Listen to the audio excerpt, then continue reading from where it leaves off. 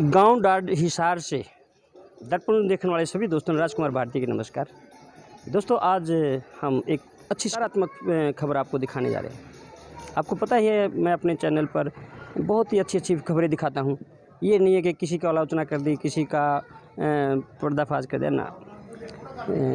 आज डाड बदौड़ में बाबा राजपुरी डेरा है, वहाँ पर बाबा विजयपुरी जी पुजारी हैं। उन्होंने एक भंडारे का आयोजन किया गया है और बहुत दूर दूर से जो है साधु संत यहाँ पहुँचे हुए हैं। आइए हम अंदर जा करके दिखाते हैं आपको कहाँ कहाँ से साधु है।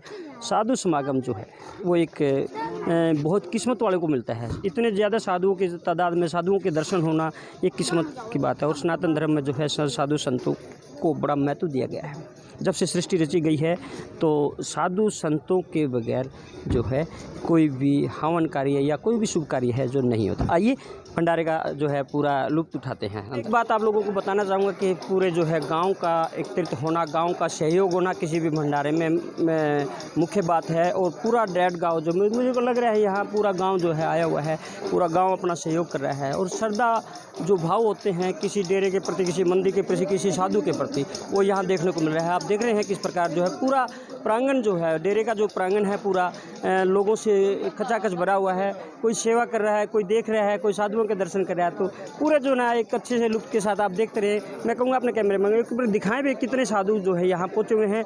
और काफ़ी जो है लोग अपने अपने गुरुओं को देख कर बड़े खुश होते हैं। इस प्रकार जो है साधुओं के दर्शन करवाना, इस प्रकार साधुओं का इकट्ठा होना उस गाँव के लिए बहुत ही शुभ माना जाता है, बहुत लाभदायक होता है। देख रहे हैं एक कमेटी सुनियोजित की जाती है, वहाँ ये फैसले लेते हैं खर्चा इकट्ठा करना, कहीं से दान चंदा इकट्ठा करना। अकेले साधु का जो है बस का नहीं होता। ये गांव के जो है लोग हैं, यही इनके साथ चल करके जो है इस प्रकार भंडारे का जो है संपूर्ण करने में अपनी मदद करते हैं। और भंडारे में जो है बताया गया है कि भंडारा एक ऐसा प्रसाद है, वो बता देता हूँ क्यों भंडारे ज़रूर होते हैं। और भंडारा लगाने से किस प्रकार का जो है नगरी में सुख होता है, सुख सुविधा, समृद्धि, खुशहाली, पशुओं में पशुधन में, अन्न धन में जो है उस गांव का भला हो। इस प्रकार जो है साधु संतों की जो है मंशा होती है। और इसी बात को लेकर के इस प्रकार भंडारे आयोजित किए जाते हैं। देख रहे हैं किस प्रकार जो है बच्चे यहाँ आए हुए हैं, पूरी कलकलाहट जो है बच्चों की है। ये बच्चे कहते हैं भगवान का रूप होते हैं और ये भगवान का रूप यहाँ देखने को मिलता है। भंडारे में कोई भी व्यक्ति आकर के भोजन कर सकता है। भोजन नहीं होता, वो एक प्रसाद होता है और उस प्रसाद को कभी भी नकारना नहीं चाहिए। कई बार काफ़ी लोगों की धारणाएं होती हैं कि मैं भंडारे में क्यों खाऊं, मैं भंडारे में क्यों जाऊं, मुझे पाप लगेगा। ऐसा कुछ नहीं होता है। भंडारा भंडारा होता है।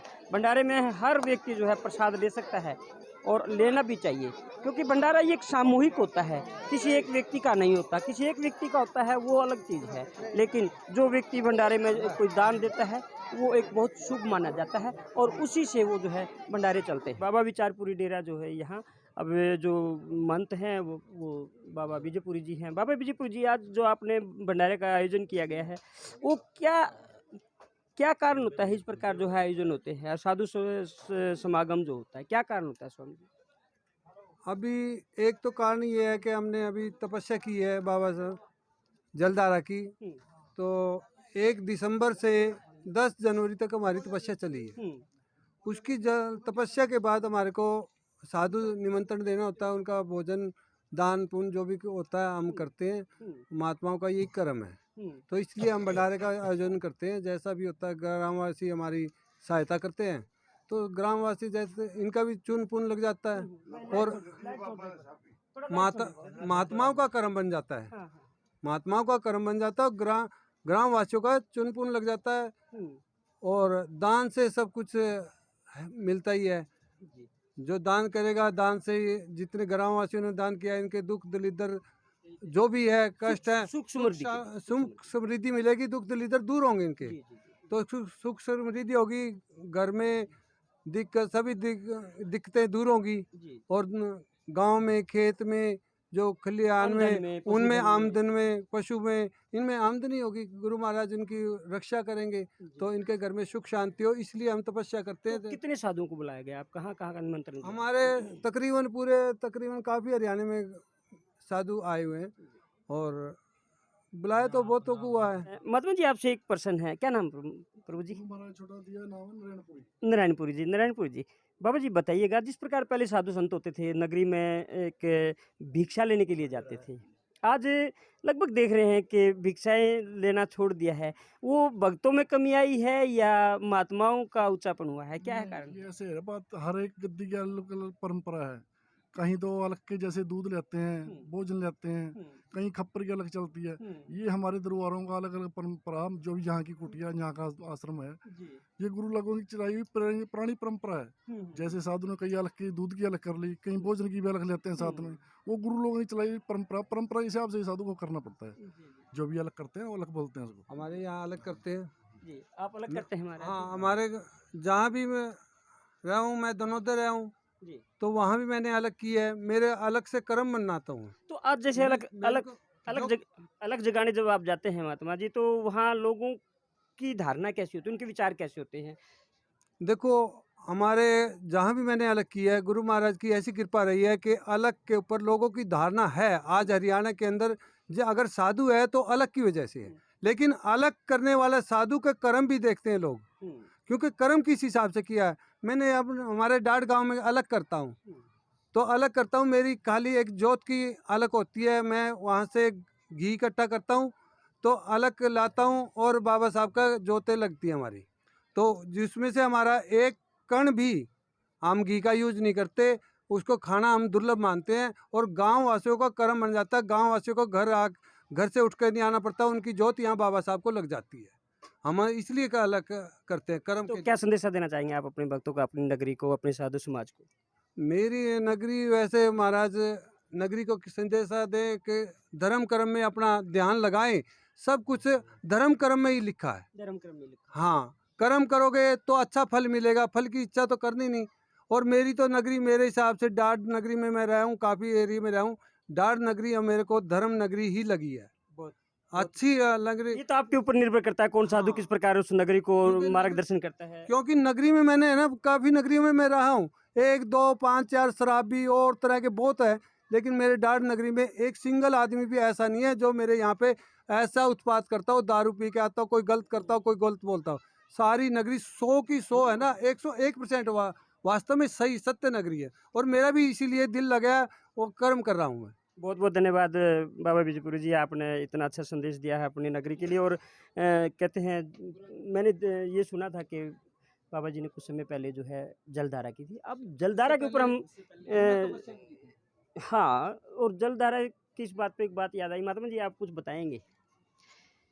महात्मा जी ये बताओ, जब बहुत कड़ाके की धूप होती है, 43 डिग्री सेल्सियस होता है, लोग एसी में भी परेशान हो जाते आदमी हैं, तपते हैं, महात्मा लोग, तो महात्मा हम लोग लोग तपते हैं। और जब शून्य माइनस में जो है ठंड होती है कड़ाके की, लोग रिजाई छोड़ना पसंद नहीं करते, वहाँ जलधारा करते हैं। ये साधुओं की हट होती है या भक्ति का कोई और उद्देश्य होता है? नहीं, सबसे बड़ा होता है योग हट। क्या होती? योग हट। तो जब योगी हट से जैसे परमात्मा को पाते हैं, और जैसे धूप में होती है कड़ाके की, तब भी तपते हैं हम लोग। हाँ, धुआं तपते और हैं। सर्दी होती है उस टाइम जलधारा करते हैं। हाँ, माले विपरीत होता है अच्छा, मौसम से। जैसे 108 धुआं भी तपते हैं, 5 धुआं भी तपते हैं, 11 धुआं भी तपते हैं, है? इधर देखो कैमरे तो ये हम लोग तपते हैं। तो उसमें सबसे बड़ा तप और जप, ये सब कुछ है। भगवान, जैसे भगवान शंकर हैं, तो भगवान शंकर भी तपस्या में बैठते हैं कैलाश पर्वत पे, तो उन्हीं के अंश हम लोग हैं। तो इस तपस्या का जो लाभ है वो नगरी को, आम जन को, पशुधन को, नहीं, ये सबको मिलता होगा। ये जैसे हम लोग तपते हैं जी, या जलधारा कहते हैं, तो इसका जनता को मिलता है, आम पब्लिक को मिलता हाँ, है। आम पब्लिक को मिलता है। मान लीजिए जो ये तपस्या करते हैं, ये आप जनता के लिए करते हैं? हाँ, हम लोग तो सब कुछ जनता के लिए करते हैं जी। हम लोगों के लिए कुछ नहीं करते हैं, सब जनता के लिए करते हैं। तो महात्मा जी एक छोटा सा प्रश्न और करूँगा मैं। मुझे बड़ी एक विडंबना कहिए या एक थोड़ा सा जो परंपरा पहले होती थी साधु के प्रति, हर व्यक्ति की झुकते थे, प्रणाम करते थे, हाँ। वहाँ कहीं न कहीं बहुत बदलाव आ चुका है। ये क्या कारण नहीं रहा? नहीं, बदलाव नहीं आया। इंसान की सोच में बदलाव आया है। हाँ, तो कहीं तो बदलाव संत तो वही है, महात्मा वही है, तो लेकिन भक्तों में भक्तों में भी आ गया, कुछ हम लोगों में आ गया, कुछ कलयुग के हिसाब का भी आ गया है। तो ये तो अपनी अपनी सोच की बात है। अब जो जनता है तो जनता तो वही है, जनता वही है, वही सब कुछ है, वही सूर्य है, वही भगवान है, वही सब कुछ है, लेकिन कुछ सोचने में कुछ गलत हो गया है। आपका पूरा परिचय देंगे महाराज जी? हाँ, श्री महंत रमण गिरी। कहाँ डेरे में रहते हैं? हमारा तो वैसे काशी है और इलाहाबाद। बहुत बहुत धन्यवाद। देखिए देख रहे हैं आप, काशी जी से एक महात्मा आए हैं और यहाँ दर्पण न्यूज के माध्यम से आप इस प्रकार के जो है साधुओं के दर्शन कर पा रहे हैं। तो आइए हम और साधुओं से भी कुछ पूछेंगे। स्वामी जी, पहले आपका परिचय दीजिएगा। देखिए, मैं जूना अखाड़े का अंतर्राष्ट्रीय श्रीमान परशुराम गिरी, और जो अपना मंदिर है या डेरा है दोहाना खेड़ा नरवाना में है। स्वामी जी, एक छोटी सी बात मैं आपको पूछना चाहूँगा। जैसे भंडारों में हम अक्सर देखते हैं जंगम जोगी आते हैं, इन जंगम जोगियों की महिमा क्या है, इनकी उत्पत्ति कहाँ से हुई थी? और सभी साधु संतों से, कोई तो साधु संतों को देता है, लेकिन जंगम जोगी जो है ये साधु संतों से लेते हैं और साधु संत इनको दान देते हैं। इसका मुख्य कारण क्या है स्वामी? देखिए, हमारे जो जंगम जोगी हैं, जब भगवान शिव जी की शादी हुई थी उस समय शादी का दान किसको दें, वहाँ आई थी बात। उन्होंने ब्रह्मा जी को कहा, ब्रह्मा जी हमारे शादी का दान लीजिए। ब्रह्मा जी ने मना कर दिया कि हम आपका दान नहीं ले सकते। उन्होंने भगवान विष्णु को कहा कि आप हमारा दान लीजिए। बोले मेरे जो पैदा होंगे वो क्षत्रिय होंगे, आपस में लड़ेंगे तो हम दान नहीं ले सकते। तब शिव पार्वती जी ने कहा कि हम किसका दान दें, किसको दे? भगवान शिव ने अपनी जंगा से आदि जंगम पैदा किए थे, तब उन्होंने अपने शादी का दान जंगम जोगियों को दिया था। उसके बाद में हमारे ये पुरोहित है और हम अपने जो भी इनको दक्षिणा देते हैं हम ही देते हैं। स्वामी जी, एक छोटी सी बात और मैंने को सुनी थी इनके, भाई ये जो जैसे इनको पैसे देते तो हाथ से डायरेक्ट पैसे नहीं लेते, वो अपनी घंटी में डुलाते, इसका क्या महत्व है? देखिए, इन्होंने सीधा हाथ लेकर नहीं, भगवान शिव ने ये कहा था कि आपकी जो घंटी है घंटी में ही आप दान लोगे, हाथ में नहीं, घंटी में दान लोगे। तो स्वामी जी, एक और बात बताइए, आज जो है साधु संतों के प्रति जो है लोगों का विचारधारा थोड़ी सी मंदम पड़ गई है, उनकी पूरी जो इज्जत करनी होती है उसमें कहीं ना कहीं फ़र्क आ गया। लोग झुकते थे, प्रणाम करते थे, आज उसका क्या कारण है? देखिए, हमारा समाज में सबसे पहली बात तो कुछ थोड़ा सा ये हीन भावनाएं आगे किस तरह से आप चाहे राजनीति लगा लो, चाहे सामाजिक परिवेश, कुछ ऐसा हो गया। और कुछ हमारे साधु संतों में भी ऐसे हो गए जो अपनी मर्यादा में न रह करके और साधु संतों की मर्यादा ही खो देते हैं। इस वजह से थोड़ा सा वातावरण हुआ है, लेकिन फिर भी बदलाव आ रहा है, बहुत अच्छा बदलाव आ रहा है। समाज में भी, साधु संतों में भी आज मान सम्मान है। हमारे विजयपुरी महाराज ने देखिए आज जल तपस्या की है, कितना पूरा गांव आया हुआ है, भंडारा लगा हुआ है, सारी बातें हैं। तो धीरे धीरे जागृति आ रही है और जागृति आती रहेगी। कोई हमारा सनातन धर्म है, ये कभी खत्म थोड़ी होने वाला है। जैसे गर्मी में धोना तपना, सर्दियों में जलधारा करना, साधु बिल्कुल जो है मौसम के विपरीत एक तपस्या करता है, इसका लाभ जो है साधु को कितना और नगरी को किस तरह मिलता है? देखिए, उनकी जो तपस्या कर रहा है, तपस्या का फल पूरी नगरी को मिलता है, और साधु जो तपस्या कर रहा है वो अपना फल अपने पास में नहीं रखता, नगरी को समर्पित कर देता है। चाहे वो पंचदोनी तपस्या हो, चाहे जलधारा की तपस्या हो, चाहे कोई और तपस्या हो। महात्मा जी, जैसे हम छोटे से बच्चे हुआ करते ना, उस टाइम अपने गांव के डेरे में, मंदिर में पूजा पाठ करने के लिए जाते थे और बड़े शंख गड़ाल घंटे जो है हम बड़ी खुशी से बजाते थे, आरती करते थे। छोटे छोटे बच्चों को भी आरती कंठ होती थी। आज जो है बहुत ज़्यादा बदलाव आ चुका है। बच्चे भंडारे मंदिरों में जाना पसंद नहीं करते, आरतियाँ करना पसंद नहीं करते, तिलक लगाना नहीं पसंद करते। इसका मुख्य कारण क्या रहा है? साधु के मतलब बच्चों में भक्ति का जो बदलाव है वो क्यों हुआ? देखिए, आज का जो सामाजिक परिवेश है ना, ये भक्ति भाव इसलिए छोटा है कि उन्होंने अपना खान पान, रहन सहन वो एक अलग तरीके का हो गया है। बच्चे को ये समझाते कि भाई तुम इंग्लिश पढ़ो, हमारे हिंदी को छोड़ करके। बच्चे को ये समझाते कि भाई तुम पैंट शर्ट पहनो। हमारी संस्कृति जो अपना कुर्ता पजामा था, धोती कुर्ता था, इनको सब त्याग दिया। लेकिन फिर भी हमारे समाज में जागृति आ रही है और पुराना जो परिवेश है फिर लागू हो जाएगा। स्वामी जी, आपके बारे में एक बात सुनी है कि आप साधु के साथ साथ, इस बाणे के साथ साथ जो है डॉक्टर भी हैं, तो किस प्रकार का जो है आप उपचार करते हैं? कोई मरीज आपके पास आता है? देखिए, मैं खुद जो हूँ BMS हूँ और जो मैं अपने पेशेंट देखता हूँ, कैंसर पेशेंट ही देखता हूँ। उनकी पूरी रिपोर्ट FNAC है, CT स्कैन है, ब्लड रिपोर्ट है, जब पूरी कंप्लीट जांच देखने के बाद उसका हम ट्रीटमेंट शुरू करते हैं। और जहाँ तक हम 99% इसमें सफल हो जाते हैं। ऐसा कोई मेरा आज तक केस नहीं है जो खराब हुआ हो या उनसे कोई उलाहना तरह का आया हो, सब संतुष्ट होकर गए। तो किन किन बीमारियों का उपचार करते हैं महात्मा जी? कौन कौन लोग आपके पास आने चाहिए भाई? आप जो है, क्योंकि आजकल देख रहे हैं कि लोग भटकते रहते हैं, कभी उस मेडिकल में, कभी उस मेडिकल में, कभी किसी वैद्य के पास, कभी किसी और ऐसी संस्थाओं में। तो आप किस प्रकार का उपचार देते हैं ताकि लोग यहाँ हमारी खबर के माध्यम से ये बात जाने और आपके पास पहुँचे? देखिए, हम तो अपना जो भी ट्रीटमेंट देते हैं आयुर्वेद के रूप में देते हैं जी। और आयुर्वेद से ही हमारा सफल होता है। आयुर्वेद आज क्या हो गया कि हमारे आयुर्वेद की महिमा इस एलोपैथिक ने ख़त्म कर दी। और वो क्या है कि साइड इफेक्ट भी और उसका रिजल्ट है वो फाइनल नहीं होता है। जब एलोपैथ आज के ज़माने में जब एलोपैथिक मेडिसिन खत्म होती है तो आयुर्वेद शुरू होता है। क्यों जाएगा? उन्होंने तो कह दिया सेवा करो। लेकिन हमारे आयुर्वेद से जो आप ट्रीटमेंट देते हैं उनसे 100% रिजल्ट आता है।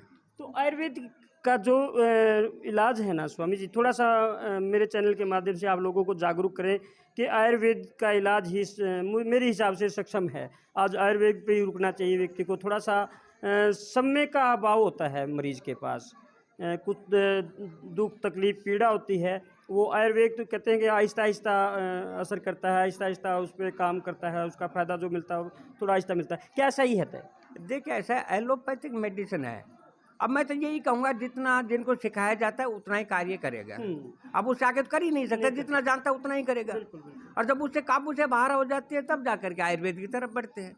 आयुर्वेद उस समय में क्या होता है कि अंतिम स्थिति में होता है मरीज, लेकिन फिर भी हम अच्छे से कंट्रोल करते हैं। उनको 2 दिन में 7 दिन में पूर्णतः संतुष्टि हो जाती है, उनको भी उनके अटेंडर्स को भी, और सक्षम हो जाता है अपना। थोड़ा टाइम ज़रूर लगता है लेकिन पूर्णतः स्वस्थ हो जाता है। तो हमारे साथ से जूना अखाड़े के अंतर्राष्ट्रीय श्रीमंत परशुराम गिरी जी, इन्होंने धार्मिक आस्था और डॉक्टरी के इलाज के बारे में जो बताया आपको, वे आयुर्वेद में कितना असर होता है, कितना समय लगता है। और कहते हैं कि जितना जिसको सिखाया जाता है, ये एक मुख्य बात है, जितना जिसको सिखाया जाता है उतना ही वहीं तक सीमित रहते हैं। अगर हम अपनी खुद की प्रैक्टिकल भी करें, जैसे महात्मा जी के, मैंने इनके बारे में बहुत अच्छे से सुना है कि कैंसर के मरीज़ को मरने नहीं देते। अगर कैंसर का मरीज़ समय पे इनके पास पहुंच जाता है और इनके कहे अनुसार उपचार ले लेता है, दवा दारू जो भी है वो करवाता है, तो कैंसर का जो है जड़ से रोग स्वामी जी काट देते हैं। मैंने आम जनता में इसकी बात सुना, और मैं आपको अपने चैनल के माध्यम से ये बात ज़रूर बताना चाहूँगा कि स्वामी जी का जो डेरा है वो ढुआना खेड़ा में है, ढुआना खेड़ा में रहते हैं। स्वामी जी कभी भी किसी से जो है दाएं बाएं की बातें नहीं करते, कोई राजनीति नहीं करते। हाँ, भक्तों के प्रति जो है स्वामी जी का बड़ा प्रेम रहता है, मैं अक्सर देखने को मिला है।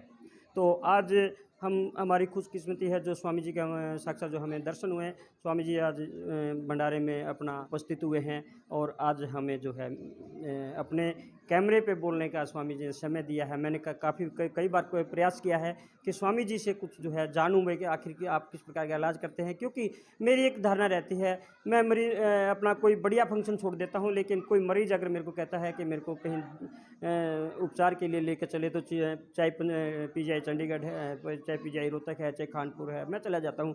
लेकिन मेरी एक इच्छा रहती है कि उस मरीज़ का उपचार जो है बहुत सफल हो। और मैंने स्वामी जी के पास काफ़ी जो है प्रयास किया था, स्वामी जी कभी इस विषय पे बात करें, तो आज मौका मिला है। धन्य है हमारा चैनल भी, और मैं अपने आप को भी खुशकिस्मत मानता हूँ। तो दोस्तों बताता हूँ कि स्वामी जी विभिन्न प्रकार की बीमारियों का जो है इलाज करते हैं और सफल रहता है। तो कभी भी आपको स्वामी जी का जो उपचार की अगर ज़रूरत पड़े, इनकी मदद की ज़रूरत पड़े, तो आप हमारे चैनल से मैं इनका नंबर उठा सकते हैं, तो आप सीधा संपर्क कर सकते हैं। नमस्कार। गुरुर्ब्रह्मा गुरुर्विष्णु गुरुर्देवो महेश्वराय, गुरुर् साक्षात् परं ब्रह्मा तस्मै श्री गुरुवे नमः। गुरु गोविंद दोए खड़े, काके लागू पाए, गुरु बलिहारी आपने, जिन गोविंद दियो मिला।